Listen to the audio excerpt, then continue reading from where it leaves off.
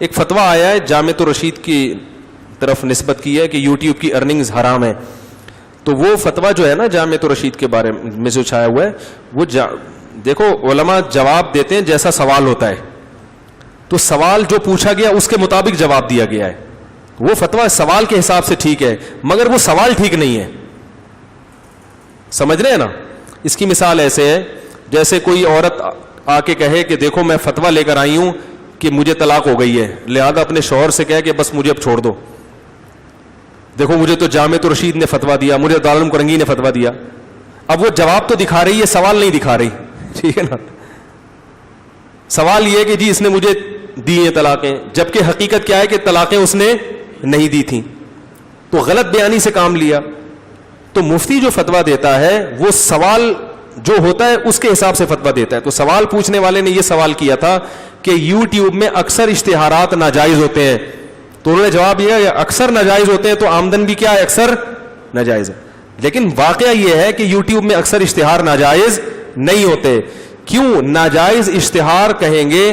کہ کسی ناجائز چیز کو پروموٹ کیا جا رہا ہو, جیسے شراب کا اشتہار یا کوئی مووی ہے فحش مووی, اس کو پروموٹ کیا جا رہا ہے. اگر اصل اشتہار جائز ہے, اصل اشتہار جائز کا مطلب کوئی جائز چیز کو پروموٹ کیا جا رہا ہے, تو وہ اصل اشتہار تو جائز ہوگا. اس میں اگر عورت کو وہ لے کر آ رہے ہیں تو ہم یہ کہیں گے کہ اصل اشتہار جائز ہے مگر اس کو پیش کرنے کا طریقہ کیا ہے, غلط ہے. تو اس سے اصل ارننگ حرام نہیں ہو جاتی. اس کی مثال ایسے ہے جیسے دکاندار ایک شیمپو کی بوتل بیچتا ہے, اس پہ لڑکی کی تصویر بھی ہوتی ہے, تو اب وہ شیمپو سے حاصل ہونے والی ارننگ تھوڑی حرام ہو جائے گی, اس لیے کہ وہ لڑکی کی تصویر نہیں بیچ رہا. وہ بیچ کیا رہا ہے؟ شیمپو کی بوتل. وہ اس کے ضمن میں ہے جو کہ غلط ہے, نہیں ہونی چاہیے, وہ بھی گناہ ہے, اس کے خلاف بھی احتجاج ہونا چاہیے. تو جب یوٹیوب پہ ایڈ چلتا ہے تو ایڈورٹائز کا مقصد اس لڑکی کو دکھانا نہیں ہوتا, بلکہ وہ لڑکی جو شیمپو کی بوتل لے کے کھڑی ہوئی ہے نا, وہ بوتل دکھانا مقصد ہوتی ہے.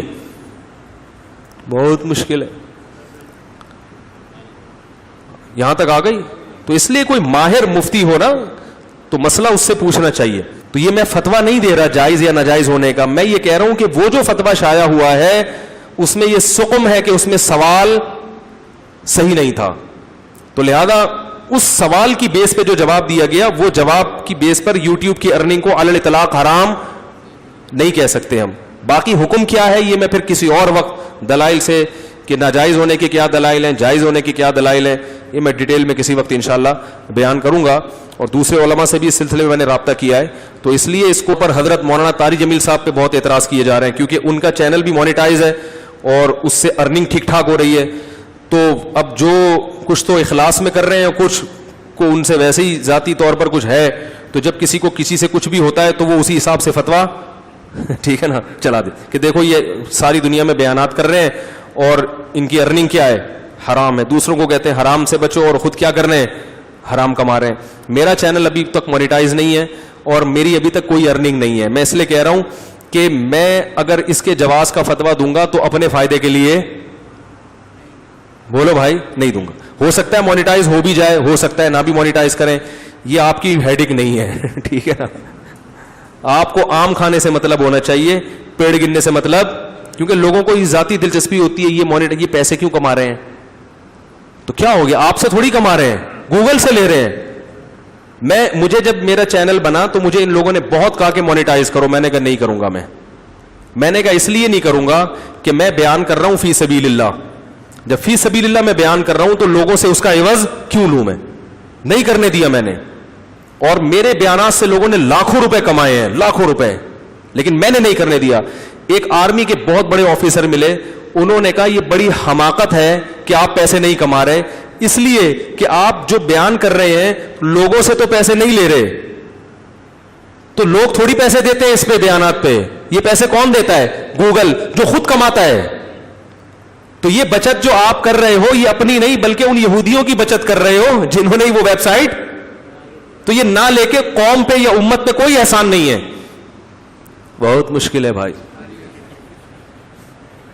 نہیں آ رہی بات, کیونکہ ہم جب ان کا چینل استعمال کر رہے ہیں تو ان کو تو فائدہ بہرحال ہو رہا ہے. تو اگر آپ نہیں لیتے تو اس کا مطلب سارے ان کو دے رہے ہیں آپ. سمجھ میں آ رہی ہے بات کہ نہیں آ رہی؟ تو پھر بھی نہیں کما رہا میں ابھی تک, ٹھیک ہے نا.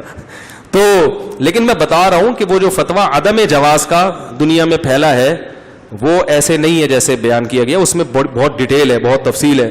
تو آپ حضرت مولانا طارق جمیل صاحب پہ خامخواہ میں علماء سے بدگمان نہ کریں. اول تو وہ ویسے ہی بہت کھاتے پیتے ہیں, ان کو یوٹیوب کی ارننگ کی ضرورت نہیں ہے, اور اگر ہو بھی رہی ہے تو ہو سکتا ہے دین کے کسی کام میں استعمال کر رہے ہوں.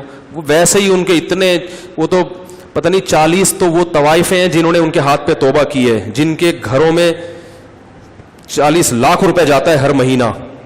تو اچھا ہے نا وہ اپنی جیب سے چلا جائے. اور اگر بالفرض وہ خود بھی کھا رہے ہیں تو جب کوئی کھا رہا ہے تو آپ کو کیا تکلیف ہو رہی ہے اس سے؟ یعنی آپ کے لیے کھانا جائز ہے, مولوی کے لیے کھانا ہے بھائی. وہ ایک چینل اسی طرح مونیٹائز تھا, اس کے نیچے نا کسی نے لکھا ہی تو بہت کما رہا ہے, دوسرے لکھا اصل میں اپنے لیے نہیں, امت کے لیے کما رہے ہیں.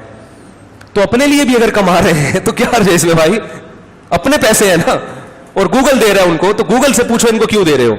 تو ظرف بڑا رکھا کرو. اگر کوئی چینل سے کما رہا ہے تو آپ بولو اچھی بات ہے یار, اللہ آپ کو اور کھلائے, ٹھیک ہے نا.